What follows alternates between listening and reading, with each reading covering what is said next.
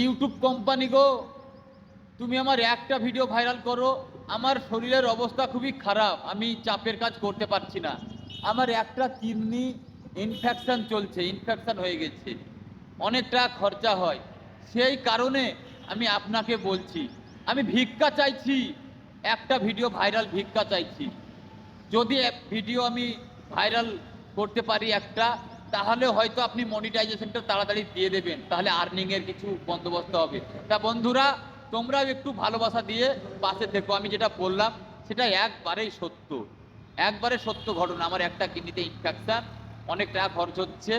হ্যাঁ, তা আমি কারো কাছে আমি ভিক্ষে চাইতে পারছি না, আমি আমার জীবনে ভিক্ষে চাইলাম ইউটিউব কোম্পানিকে।